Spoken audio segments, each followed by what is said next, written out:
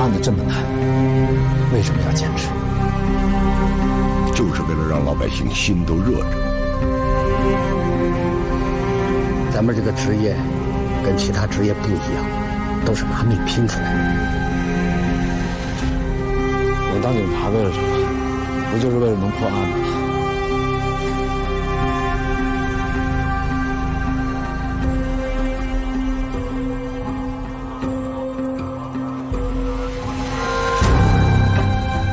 我们是刑警啊，关键时刻得顶得上去啊！那么多无辜的生命被枪杀，几千号民警日夜奋战，掘地3尺，我把它挖出来。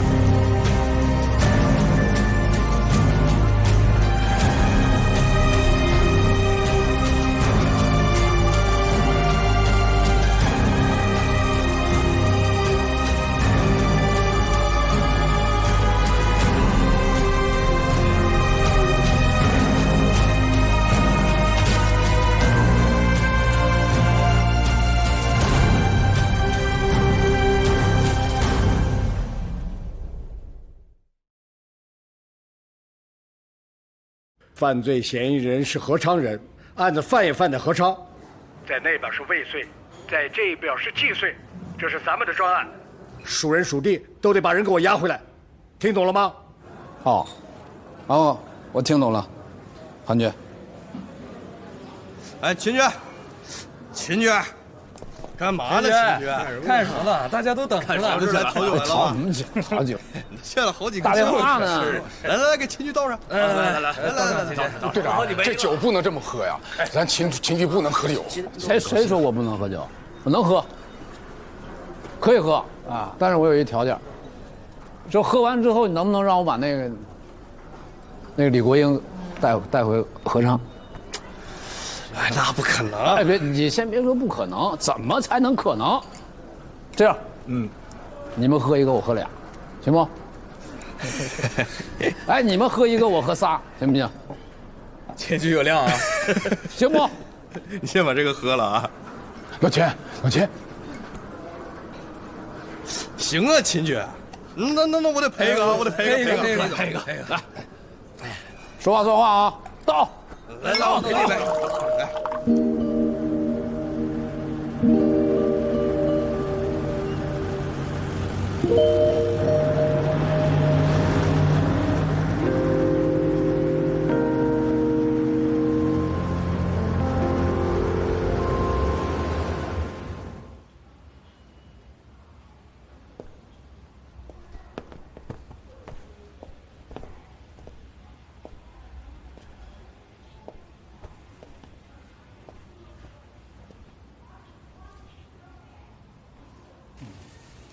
醒了，没事吧？哎呦，韩局，人我带回来了，啊，你交过任务我都完成了，我都交给专案组了啊，我都知道了，你没事就行。咋喝这么多呢？你不喝人不给人呐。我没事，韩局，我也挺感动的。我这喝多了，那领导还专门过来看我。我不是来看你的，看胡斌儿。胡斌怎么了？出车祸了。啊？他不调到交警队了吗？怎么还出车祸了呢？执勤的时候正好遇上我们协查同局的车辆，他就追上去了。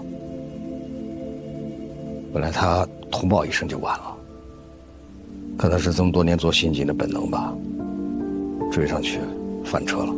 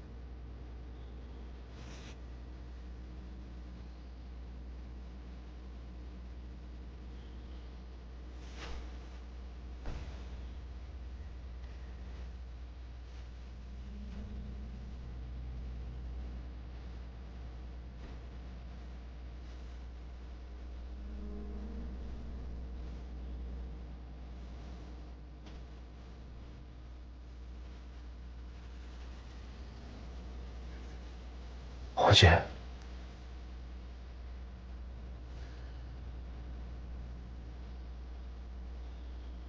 兵哥，兵哥，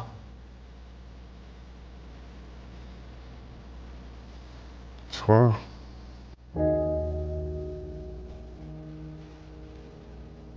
什么时候的事儿啊？差不多半个月了，没事儿啊。都这样了，怎么能没事呢？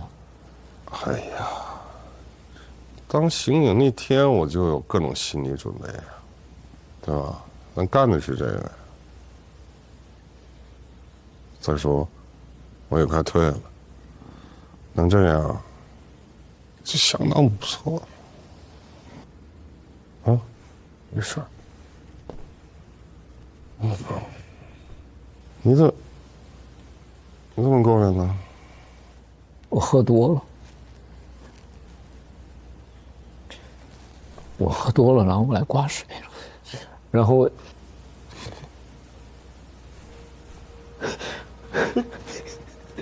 干啥哭咧咧的你？哎呀，别这样啊！不，跟你说没事儿，没事儿。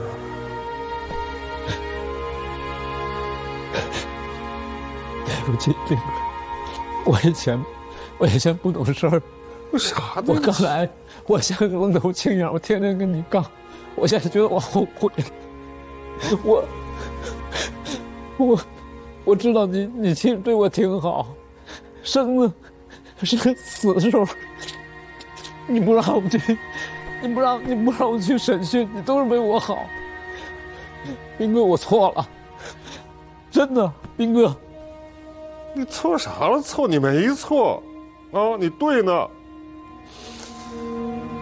是我有毛病，我也反思自己。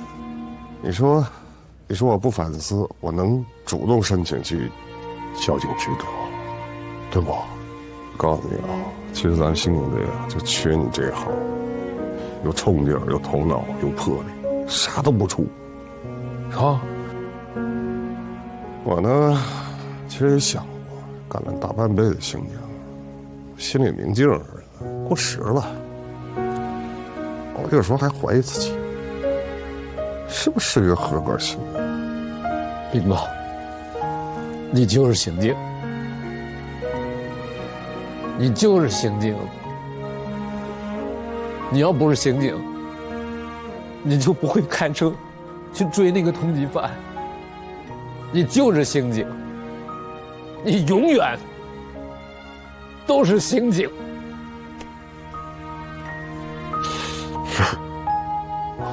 我是刑警，我是刑警。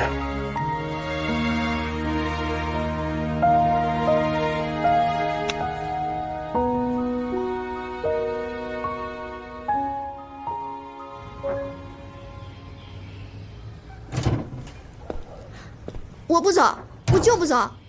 你不需要我的时候，就把我放在莲姨家里，想起我了又要来接我。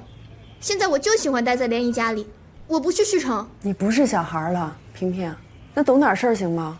不能总是麻烦别人啊。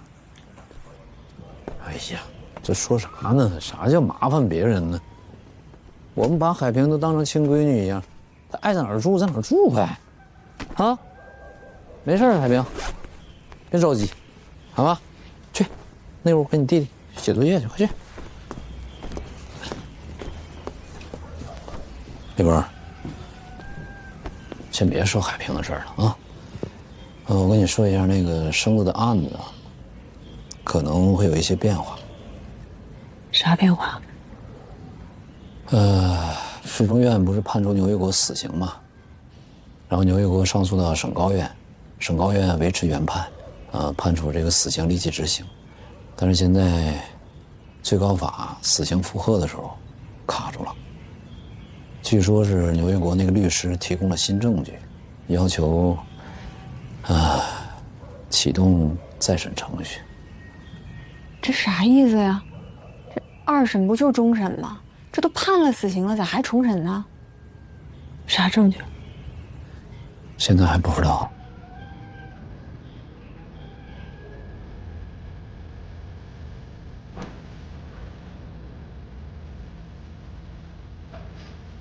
别太着急，现在还不知道结果呢。啊？啥时候是？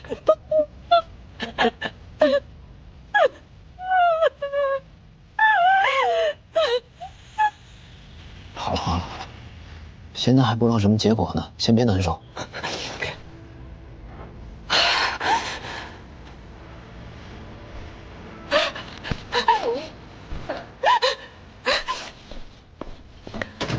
妈，我跟你回去。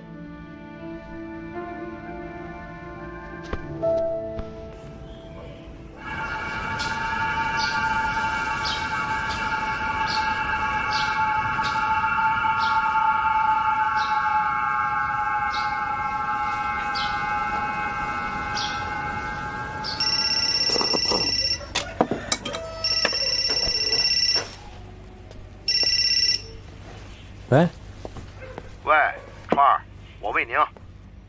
哦，魏处你好，你说。韩局不是调到旭城市局了吗？他邀请了吴英德老师下个月到旭城去讲课，曹老师也在，机会难得，我给你报名了啊，你必须来听课啊。哦，武英德老师来讲课啊？对呀。那我一定去。好。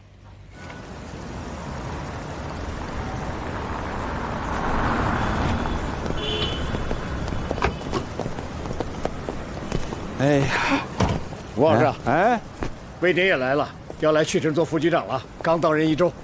哎呦，小魏也调来旭城了，我这一直都在案子上，都没来得及恭喜你呀。向您多学习啊。哎，吴老，哎，这是秦川，之前我跟你提过的合昌市局刑警队长。吴老师，你好，你好，你好。哟，这大冷天你这一手汗，我有点紧张。川啊，两位泰斗在这儿，有你学的了。嗯，是，挺好，年轻还精神。来吧，来。今天给大家说的这个案例啊，是发生在松林县的一个案子。犯罪嫌疑人呢，夜晚闯入了被害人家，杀害了全家7口人。根据现场的勘查，初步可以判定是报复杀人。我是刚从松林回来，来，大家来看一下，这个呢，就是案发现场的这个现场图。今天在这儿呢，我也是准备呢，根据这个案子，给大家呢讲2个问题。一个呢，就是判断案件的性质，决定咱们侦破的方向性。第2个，就是固定证据的重要性。取证的准确与否，决定侦破的逻辑性对不对。如果方向错了，那就本末倒置。这些年呢，我们在基层办案呢，经常看到那些刑警啊，都很辛苦。后来觉得呀，更多的时候啊，是我们这些同志们啊，不得要领。办案呢，这需要的是心境，要多动脑子的，是不是？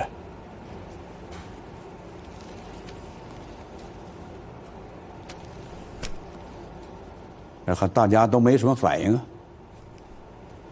我知道，对我说的这些，你们都不感兴趣，是不是？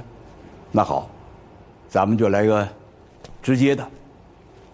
大家就对这个案子来发表一下自己的看法，好不好啊？来吧，谁说呀？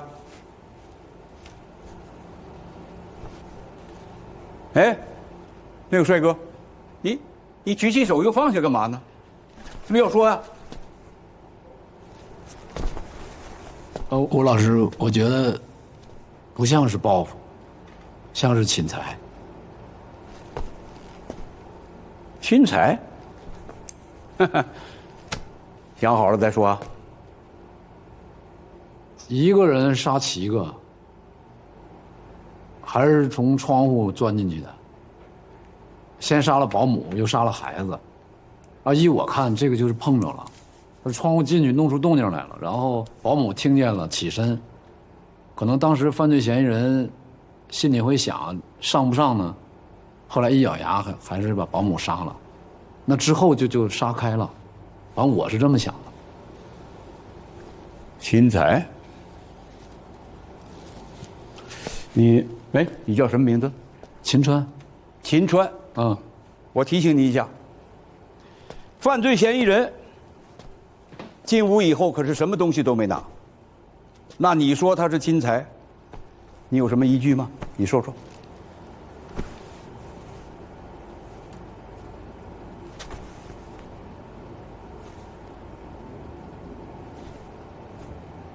第一，我是根据他进门的方式来判断的，从窗户进去的，这个进门方式符合那个小偷的逻辑。第二，如果是报复的话，先杀了保姆，又杀了孩子，那保姆和孩子跟他有啥仇啊？杀了7个人，这7个人不可能跟他都有仇，可能其中1、2个有仇，那干啥要冒这么大风险呢？啊，非得等到半夜7个人都在的时候去动手，那不怕干不过吗？不怕失手吗？第三，我刚才说第2的时候已经说了，反正就是什么人做什么案子，我觉得啊，这个一直说要出现场看现场，那看现场看啥呀？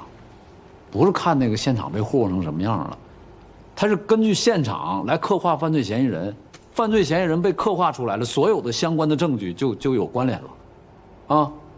我们办案子一直在说，这个不能一条线，要一大片。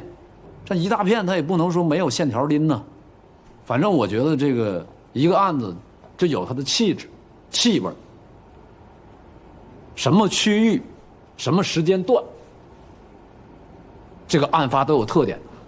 啊，我们这段时间呢，就是侵财类的案子就特别多呀。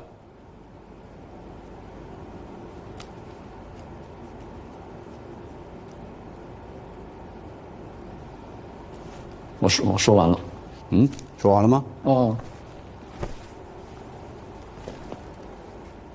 大家看看，对他这个说法有什么不同的看法？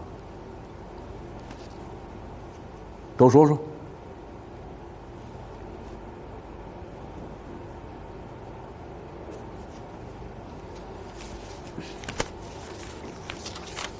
那就先到这儿吧。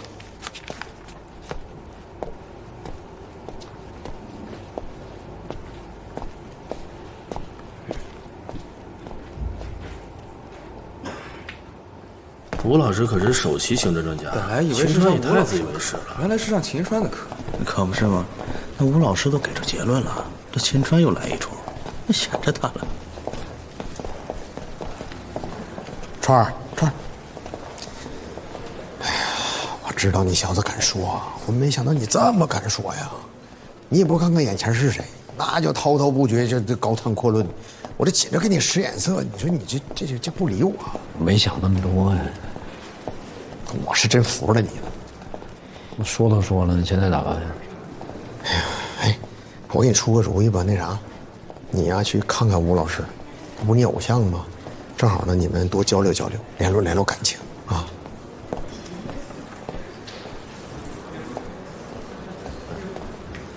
哎，川儿，别空手去啊！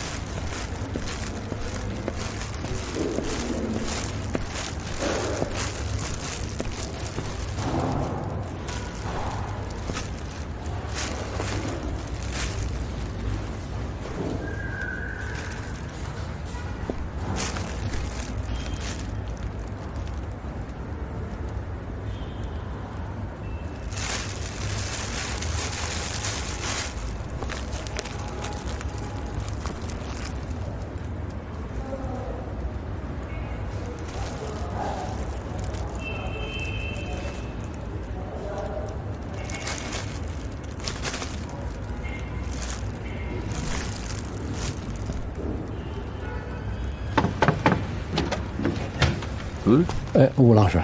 你好啊，我这么晚了，没打扰您吧？没有，来，请进。哎，我也正要跟你聊聊，实际上啊，来坐吧，坐。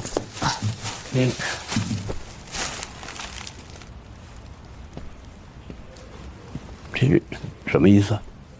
吴老师，旭城太冷了，我怕您受凉，我给您买了一套那个保暖衣。这水果是？哦，房间里又太热干，您多吃点水果，去火的。你这想的挺周到啊！这个怎么的？这是下火的呗？不是，吴老师，其实我今天来是跟您道歉的。今天课堂上我这说话没经过大脑，太冒昧了。您千万别。课堂上就是要畅所欲言，什么冒昧不冒昧的？不是，主要是听您来讲课的，我一说话我就忘乎所以了，千万您别介意。我不介意，我尤其不介意那个。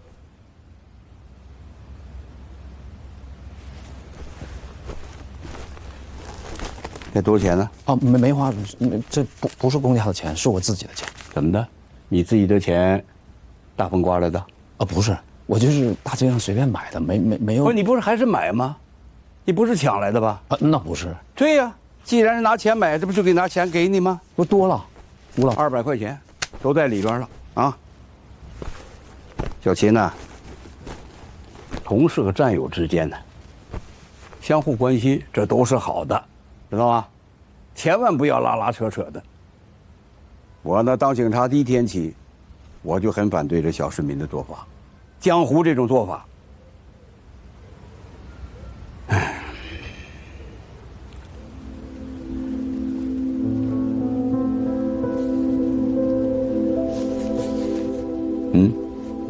还有事吗？没别的事啊，那你慢走。好，我走了，吴老师。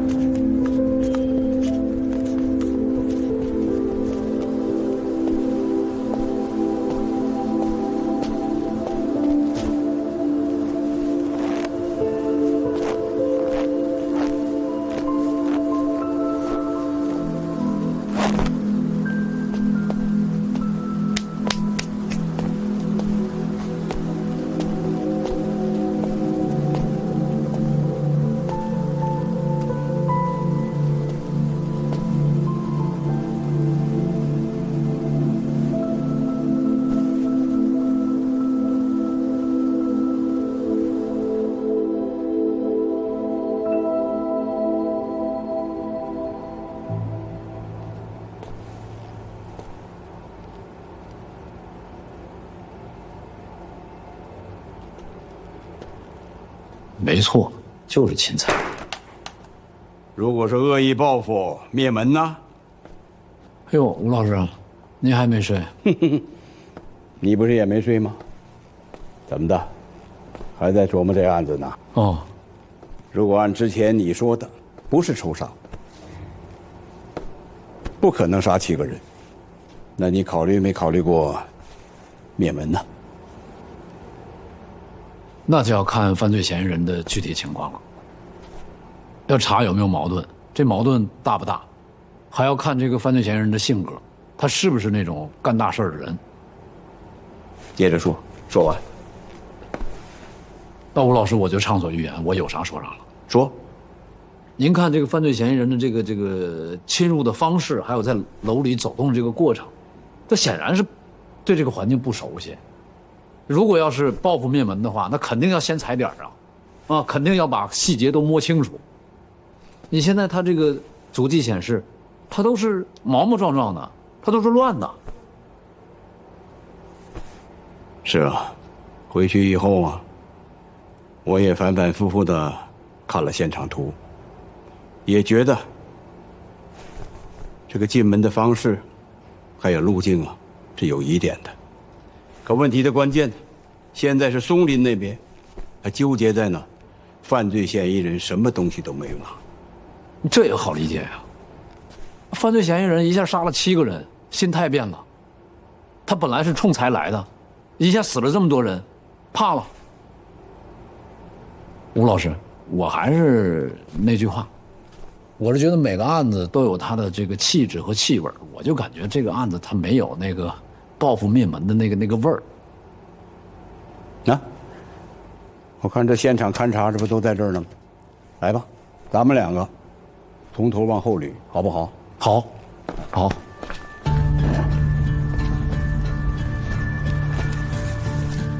您看啊，这个显示啊，这个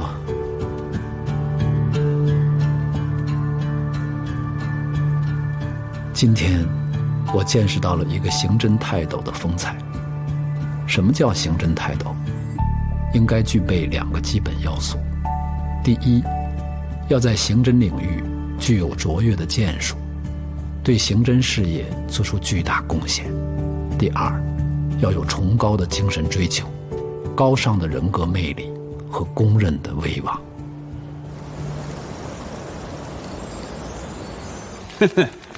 你把昨天这2个问题啊串到一起了，一个给的案子定性，再一个就固定了证据，这都是来找人的。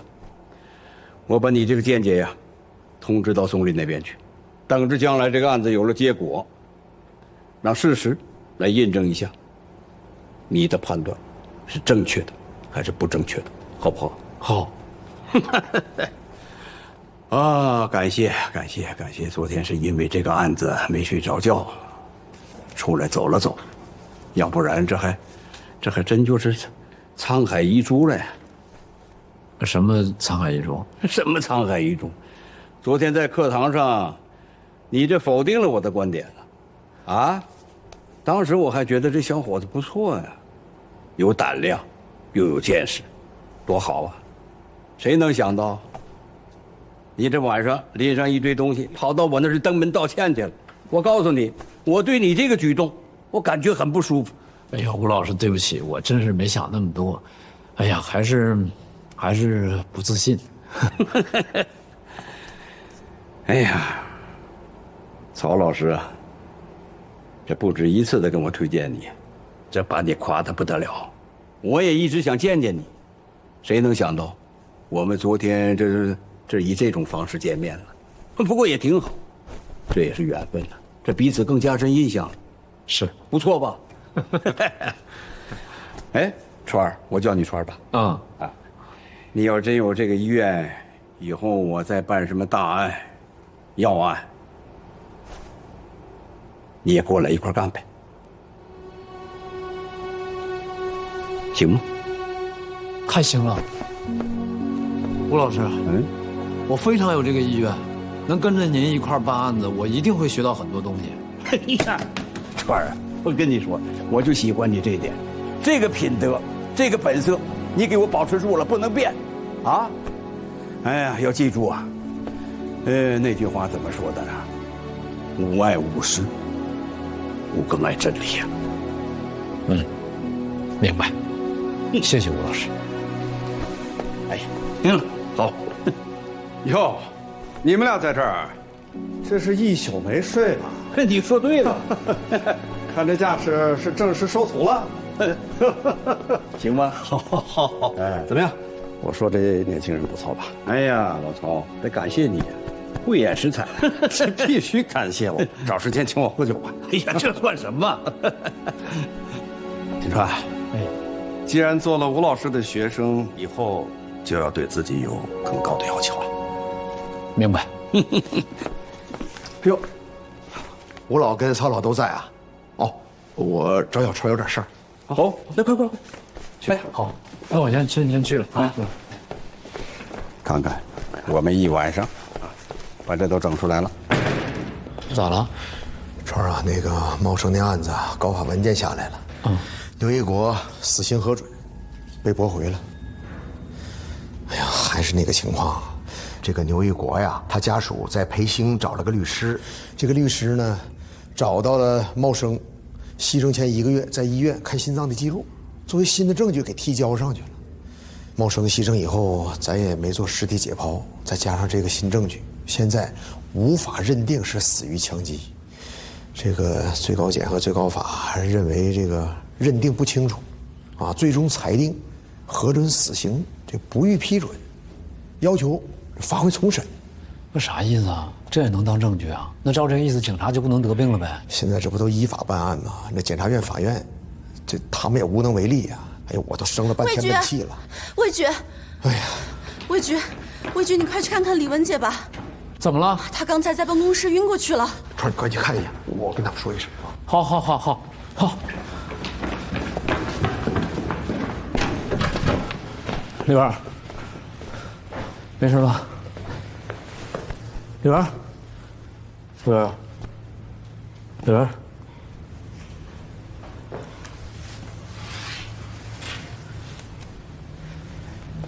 丽文，没事吧？没事。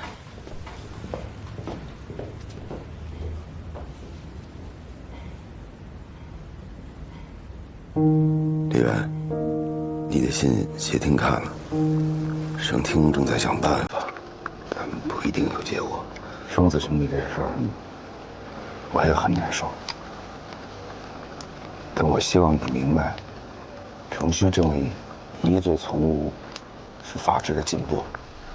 要进步，就会付出代价。你的意思是说，茂生就应该当这炮灰啊？我不是这个意思，我是说，进步的过程中，你不用给我上课，我也是警察。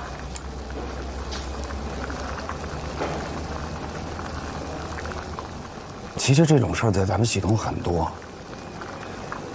我在培训局的时候，你还让不让我吃饭了？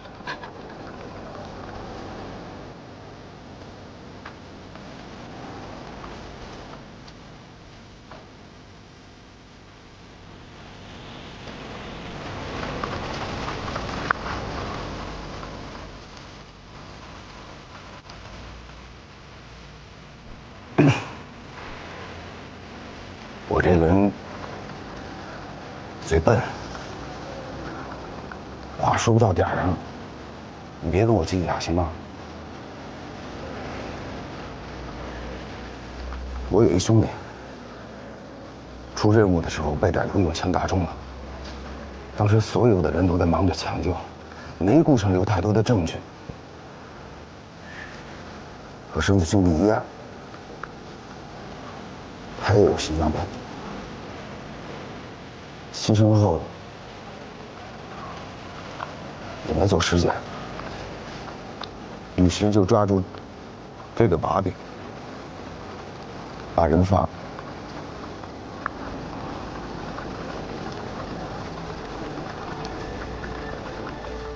哎，你就眼睁睁的看着把人放。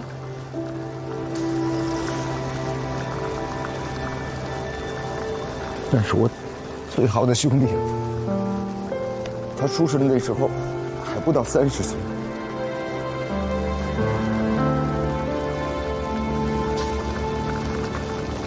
我当时为了他，几乎整个人都疯了。我想尽了所有的办法，我甚至想过，我去找那个律师拼命。但是李问，陈明。法律就是法律，法律讲程序，他不跟你讲感情。我为了好大劲儿，我才想明白，律师是依法行使权利，而我们能做的，只能是把案子办得更扎实。到现在，我也依然相信，天网恢恢，疏而不漏。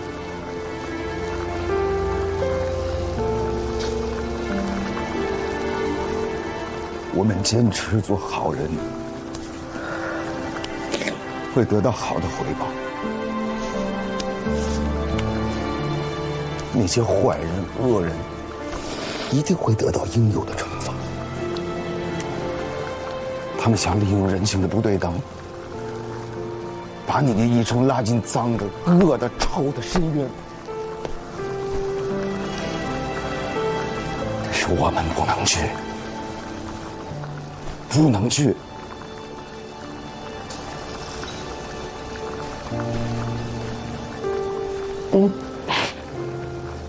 不能去。来，回来，坐。川儿啊，叶茂生这个案子的材料我都看了，高法的裁定呢我也读了。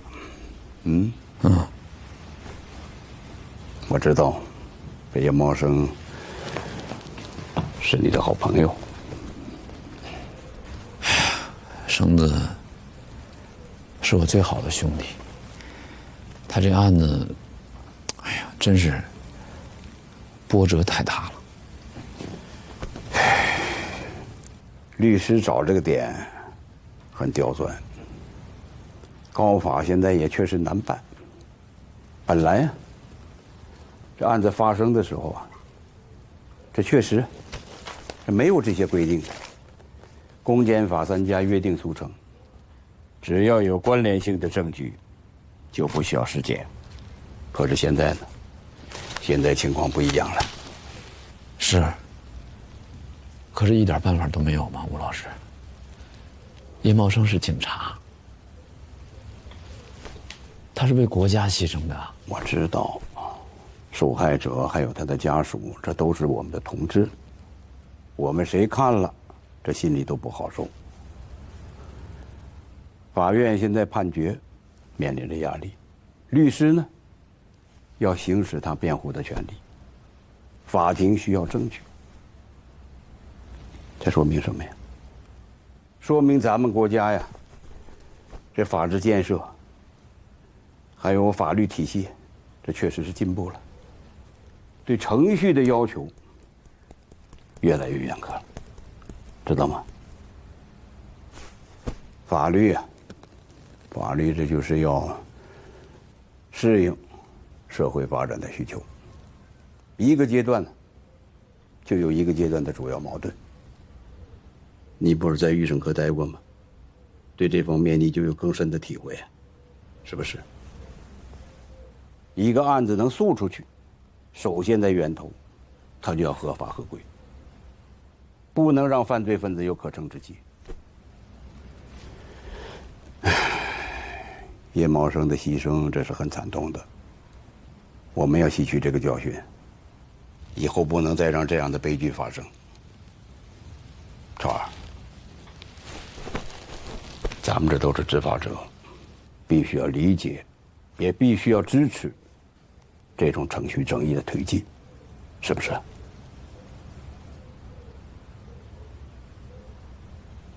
吴老师，我听懂了。您说的话我都会装在心里。对，国家要强大，社会要进步，法治必须要朝着这一步走。谢谢吴老师。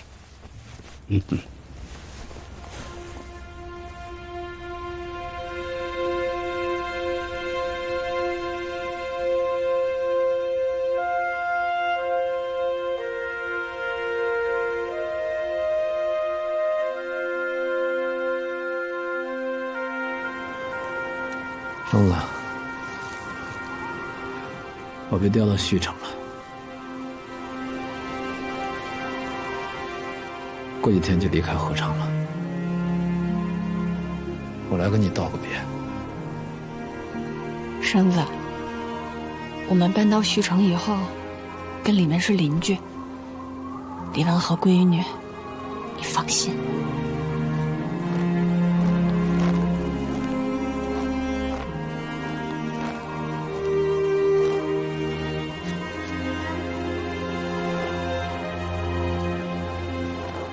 秦爸，你不是警察吗？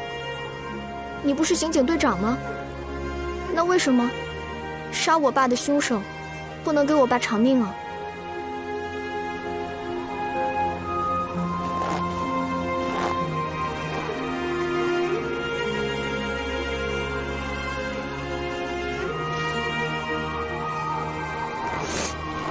萍萍，妈，你不也是警察吗？